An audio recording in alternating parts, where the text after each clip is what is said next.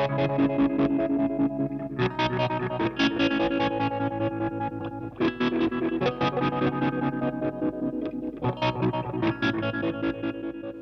everyone, welcome to the Germanium 7-minute fuzz mod sound test video. I'm not going to go over how to do the Germanium mod. I've already done the video on that, so if you need to see what we actually did in that video, just go and go to the other video and watch it. But if I start going into details on that, because you know there's a bit involved, this video is going to end up very long. So just go and see that video first if you're not sure what I'm talking about here. So we're going to listen to the Germanium mod in this video, but just before we do, as I mentioned in the last video, I'm going to actually put some resistance on the emitter, which will reduce the gain. That's generally how they work. Sorry, a lot of boosts and a lot of fuzzes work, like the fuzz face is an obvious example, and there's a million others. But if you can put a pot on the emitter, so it works as a gain control. So as you increase the resistance on the emitter, you're lowering the gain of the transistor of the circuit. So with no resistance on the emitter, if you don't have any resistor on the emitter, that is maximum gain pretty much. So you're deciding when you add a pot value, so let's say, you know, difference between 5K and 10K, 10K will have a lower boost setting than 5K. That's effectively how it works. So I'll just show you what I mean by adding to the emitter just on the schematic here. World's most simplest circuit here. So basically we're adding resistance to this. You can do this. This is my 7-minute fuzz kit. It's a beginner kit because it's so simple to put together. You've probably heard me talk about this before, but you can do this with your 7-minute fuzz kit as well, which a lot of people do. They often email me and say, how do I add a gain control to the 7-minute fuzz? It's got a volume control on the output, but it doesn't have any gain control. It's quite simple. You just lift the emitter, the emitter leg, which I'll show you in a minute, on the actual circuit, add a resistor there, and then that can act as your, well, it'll be a pot. So what's the pot symbol? Something like that. So that will be your gain control. And like I just said before, the higher the value, the lower gain setting you'll get. So when there's nothing there, it's the highest gain setting, and as the resistance goes up, the gain gets lower. So we'll have a listen to that too, because so this video kind of has two objectives. The first one is to show you the gain control, and the second one is to show you the Germanium mod. And you know, you might want to add those to your 7-minute fuzz. They're easy modifications that you can add to my 7-minute fuzz PCB and the kit. You can add them on just by making these changes, and I'll show you that now. We'll go over to the guitar amp and the circuit. So a quick breakdown on what's the setup we're going here. Like I just showed you on the schematic, you can see the leg of that MPSA 13 is connected to this alligator clip, which goes through the decade resistance box and goes back to the emitter socket on the PCB. So that's how you would set it up too, not with the decade resistance box or the alligator clips, but you'd wire that to a potentiometer and then back down to the emitter pad on the PCB there. So that's how you'd add a gain control. So with the decade resistance box, if you haven't seen this before, I've got a video on it of how to make it. You can just change the resistance to whatever you want. So it's a good tool to have for experimenting and modifying circuits and things like that, because you can just plug in. It's really simple. Just plug in whatever resistance you want, and you hear the effect straight away. So first, I've got the MPSA 13 in there, and I'll show you what it sounds like on the standard setup. So this is maximum gain, no resistance, and then I'll slowly increase that, and there's quite a bit of difference between, say, 500 ohms and 1K, and I'll probably take that up to 5K. I think was probably about the limit of the circuit where it started to lose a lot of volume. And then next we're going to put the cyclase pair, the Germanium/silicon cyclase pair on it, and we'll have a listen to that too. And it benefits too from a change in emitter resistance as well. So let's have a listen to it.